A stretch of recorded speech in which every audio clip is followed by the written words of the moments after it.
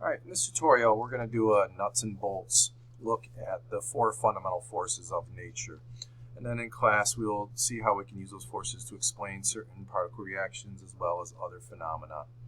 We're going to get through about this page and half of the next page. I'm going to ask you to try to do some problems on your own. But it's pretty straightforward. There's a lot of little facts that you want to know, and we'll fill it out in a chart, but it hopefully is fairly straightforward. So before we get into the fundamental forces, we can look at fundamental actions that occur in nature, or interactions. And in English language, or in grammar, we call that verbs, right? There's a gazillion verbs that you could think of, like a push, a pull, a slap, a nudge, breathing, breaking apart, breaking up, crying, as shown above. Like matter, you can take every single action that occurs that's described by a verb, and even though there might be limitless numbers, you can reduce them to four basic interactions. And then what we want to see is those interactions are governed by four basic forces, coincidentally. So I want to start off by looking at the interactions. How does matter interact that gives rise to these verbs? All right, so the first two are somewhat familiar to us. They are attraction and repulsion. Okay, so it might not be obvious, but everything that I have listed up right here is either at some level an attraction or repulsion, or maybe a combination thereof. Okay, a push, you can think of, if I push against something, I'm repelling it, I'm pushing it away from me. There's a repulsion going on at some fundamental level. A pull would be kind of like an attraction. All right, so when you slide across a surface and you're sliding across the ground, we call it friction, you can think of that as either an attraction or repulsion. The key thing about that is that that's essentially 100% of your existence is either an attraction or repulsion. Okay, so while it might not be obvious why it is, what might grab you is, well, what on earth are the other two interactions that barely occur in our lives? Well, let me talk about those. They are at the nuclear level, and they are decays. And I don't mean like a decomposing apple or a dead hamster that decomposes when you bury it in the ground when you're a little kid. We're talking a decay like a radioactive decay, or decay of a muon, where it changes into another particle. And then the ultimate of that, and that's annihilation. Okay, we've talked about that in reference to creating energy from mass. So that's a very rare event, but it does happen. You cannot describe C or D as an attraction or repulsion. And these only occur at nuclear scales. Right? But they're there. We want to understand them. Okay, so with that in mind, if we want to understand how those interactions occur, they need to be communicated by forces. Okay, and we can list a whole bunch of forces. We did last year. But it turns out those forces can be reduced to four fundamental, and that's what our focus is going to be on. Okay, so let's start with what we're most familiar with, and that's gravity. Okay, gravity is a fundamental force. So I'm going to move across, actually, let me talk a little bit here and there, and I'll fill this in as we go along. Okay, so two things we want to know about each of the forces is how far do they act and how strong are they relative to the other forces. All right, so gravity acts out to infinity. Okay, we kind of knew this already. I'm just going to divide this box up for the other part. So it reaches out to the farthest reaches of the universe, and it is always an attractive interaction. Okay, there is no repulsion amongst objects that are gravitationally affecting each other. All right, as opposed to another fundamental force that we talk about that is very important to us is the electromagnetic force.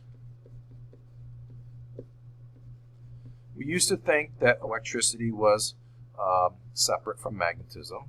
The discovery by Oersted in the 1800s told us that they are indeed the same thing. Okay, so we lump it to electromagnetism. So everything that you learned that was about circuits or static electricity or magnetism are due to the same fundamental force. There are properties that are common to all those phenomena associated with it. All right, like gravity, the range of the EM force is out to infinity. Okay, unlike gravity, this is either attractive or repulsive. We've discussed this in great detail before, so we're not going to go through all those details again. Okay, so in terms of strength, I'll get to the strength part later.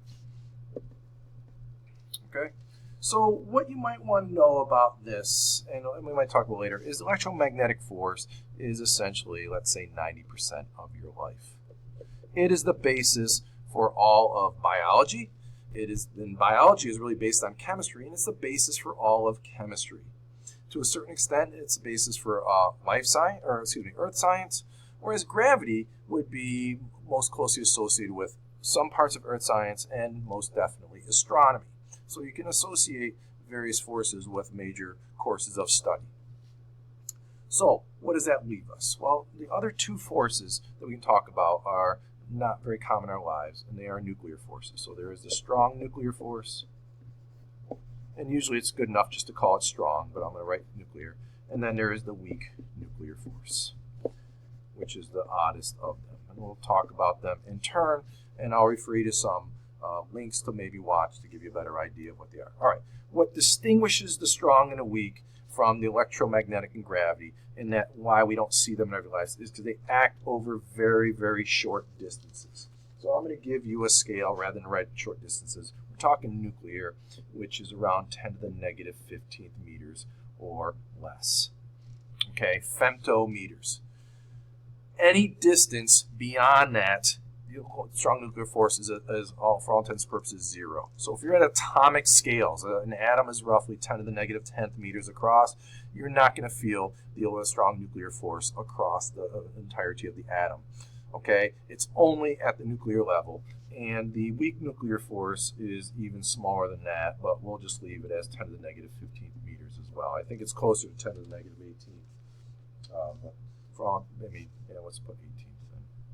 Sorry about that. Okay, it is a exceedingly short range force that only lasts for a very brief period of time, and that it goes towards what it affects. Now let's talk about the strength, and I'll come back to that. So we can do these relative to one another. So the strong nuclear force is the strongest by far, and let's call it a strength of 1. Okay, so we'll build everything from there. The next strongest force is the electromagnetic, and it has a special number associated with it, but let's say it's roughly 1/100th that of the strong nuclear force. It's actually 1 over 137, but for all intents and purposes, pound for pound, the electromagnetic force is 100th the strength of the strong nuclear. The weak force is the next one. You might think it would be the weakest, but it's not, is roughly 10 to the negative 6th compared to that. So it's 1/1,000,000th the strength of the strong nuclear force. And the gravity, which has the most influence over the entire universe, is by far and away the weakest of all forces. It's roughly 10 to the negative 38 compared to the strong. Okay? I'm sorry, 10 to the negative 39. And we'll leave it at 38. Yeah, gravity just doesn't fit in. We still are trying to figure out how to fit gravity in at the very, very small realm because of that extreme weakness compared to the other ones. Okay? So you don't have to know these numbers. What you want to take away, strong nuclear is the strongest, gravity is the weakest, and the others fall somewhere between.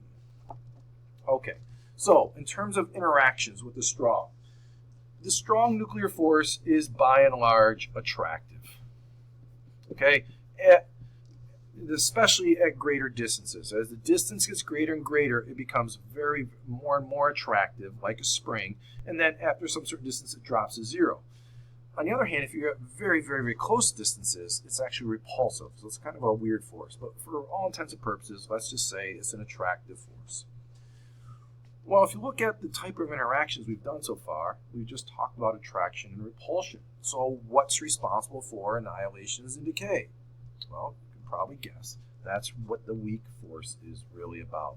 So it dictates most decays. The strong does a little bit with decay, but heck, I'll throw that in there. Okay, and it also is responsible for annihilations. So what you can notice about the weak is that it does not hold things together. Okay, gravity, electromagnetic, and strong hold things together, just at different scales. The weak nuclear force does, if you will, just the opposite. It helps a particle become a different particle or to break apart in the case of a decay. So it's an odd force that way.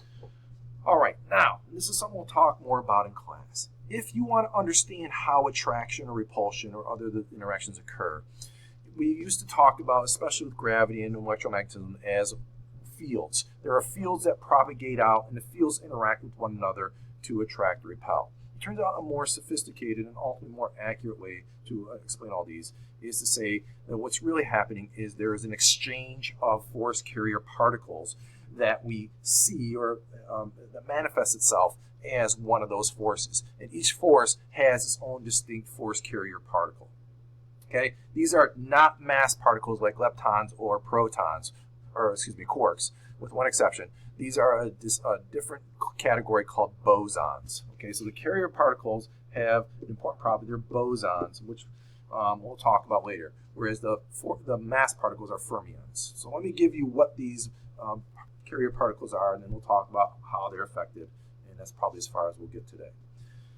All right, let's start with electromagnetism. Electromagnetism, the force carrier particle is something we're very familiar with. It's called a photon. So a photon is a non-massive force carrier particle. When photons are exchanged between charged objects or moving charged objects, a force is felt. It's either attraction or repulsion. Those are our Coulomb forces or our Lorentz forces that are associated with magnetism. And what's really happening is when you exchange photons, you think of like a collision. If an object accepts a photon, it's going to kick back. And if I have two objects exchanging photons, they'll repel each other. Whereas if I have something grabbing a photon, it was kind of like an attraction. I'll explain that more in class. Okay?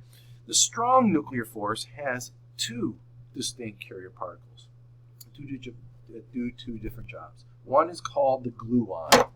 Okay? The gluon is also massless. It acts only over extremely short ranges. It's the glue that holds the nucleus together or holds hadrons together, something we'll talk about a little bit. But it's very distinct from a photon, but it is massless. The other force particle that goes along with the strong force are mesons. Mesons are bosonic. Okay, they act very, very different than the baryons that are also made up of quarks. So I'll talk more about that later. The weak nuclear force has three particles that are associated with it. One is called the W plus, the other is a W minus, and then there is the Z, which is neutral. And what distinguishes those bosons, the W plus, minus, and Z, is they're very massive. Okay? They are more massive than the top quark. So it's a very odd thing. And because they're supermassive, they cannot go very far. Their range is exceedingly small. And the last one that we want to talk about is gravity. And I'm going to put a question mark here because the force particle for gravity, the graviton, has not been discovered yet. Because it's so weak, we don't have anything sensitive enough to be able to measure them, but we're pretty sure that they are how gravity communicates between masses. All right, last thing I want to finish up with is what types of particles are affected by each of these forces. And this is something that's going to be important. So gravity affects every single type of particle. Okay? Anything with mass or energy can be affected gravitationally. If it's a really tiny mass, it's extremely weak, but it's there. If you want to feel the electromagnetic force, you simply have to have charge. So any particle that we talk about that has charge, it could be a lepton, like a tau, or a quark, or an electron, or a proton, will feel the electromagnetic force. The strong nuclear force, on the other hand, only affects gluons. In other words, the force particles interact with themselves, which makes the strong nuclear very, very odd, and it only affects quarks, or hadronic materials. Okay, so what you notice it does not affect is leptons. The leptons do not respond to the strong nuclear force, and that has important implications. Whereas the weak nuclear force only works with quarks and leptons. Okay, so the electron is a lepton, will interact by the weak force. It will not interact by the strong nuclear force. It will interact